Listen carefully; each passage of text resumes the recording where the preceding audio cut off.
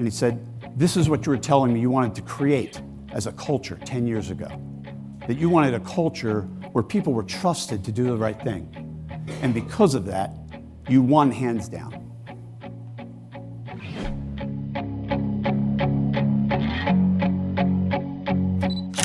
I prefer to know who I'm talking to. So a couple of simple diagnostic questions. One, how many of you today believe that you are currently employed in an organization that you would describe as a liberated company like Michelin that Isaac described? How many? A show of hands. How many of you? One. Just one. How surprised are we? Not at all. Joseph, your story about the worst to first plant that was liberated and had this tremendous performance, that was 20 plus years ago? Yes. And here we are, just one, who feels like that's my company. How many of you are now thinking that the person who should be here right now is your boss? Come on, let's be honest. Yes, many of you. All right. You are filmed.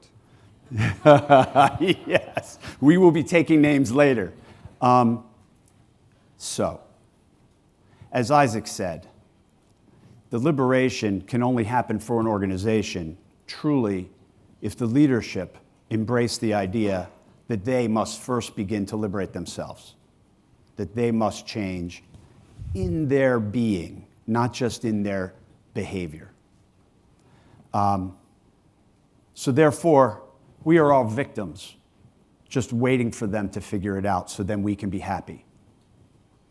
Who would like to spend the balance of your career waiting for the C-suite to decide to change and become more humane and feel awful while you're waiting? How many would like that?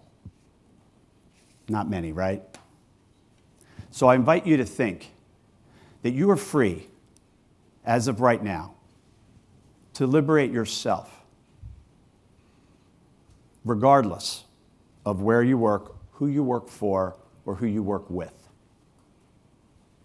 You're free to see everything about what you do, why you do it, who you do it for, differently than you've ever thought about it. Who made these lights? Who made these tables? Who made this audio video? You did.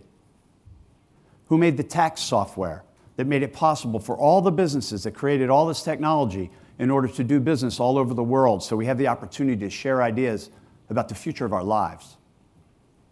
You did. I did. I spent 33 years creating corporate tax software. That is the most boring, least meaningful thing that I could have imagined doing. I was in advertising. I was born to be in advertising. I loved being in advertising. I was rocketing to the head of the advertising world at 26 years old. I had taken a job at the corporate side with Marriott. And I'm going to tell my father, I'm going to work at Marriott. And he says, why don't you come work for me? And I say, okay. Just like that. The only conversation we ever had was when my father said, why don't you come work for me? And I said, okay. And I went from a fun, engaged, perfect industry for myself where I was succeeding and I cared about what I was doing. I cared about my clients. We did meaningful work. And I went into corporate tax software. This is a bad thing. This is a very bad thing. But I did it. I realized later that I did it because I wanted to prove something to my father.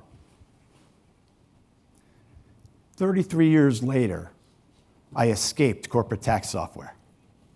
But I'm here to tell you that that mistake of taking a job just to prove something to my father turned into the greatest gift. Because of someone like Joseph, somebody wise, someone who had experience, who I became introduced to and who gave me a book called The 7 Habits of Highly Effective People. And I started to realize that what I thought in my narrow world about why I was there and why you or the people I worked with were there was completely and utterly mistaken. I frankly had no idea why I was there, other than my father said, join the company. So I became employee number 29. Fast forward 10 years, we had grown to maybe 300 employees. My My father had sold the company to my sisters and myself. I was in sales. I traveled all over the world. I was in partner development. I created the relationship with Oracle and with SAP. And I get a phone call one day. My assistant says, "It's Bradley Gayton calling." I'm like, well, I've known Bradley for 10 years at this point.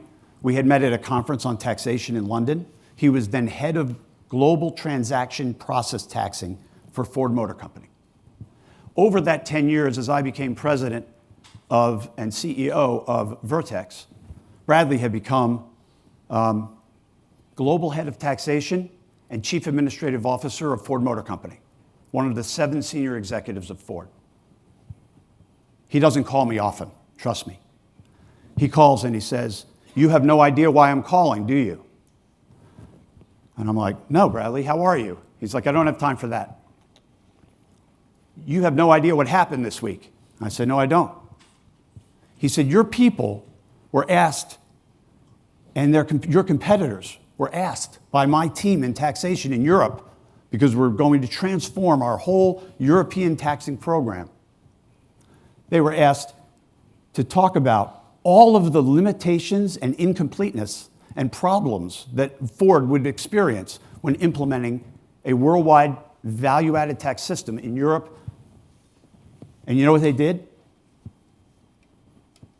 They gave us 20 pages of detail of every single thing that was wrong with your technology and what you could not do for us. You know what your competition did? They told us, "No problem, we can do it all." You know who won? Your company, because we trust you. He said, "But here's the important thing. You had no idea, did you?" And I said, "No, I didn't.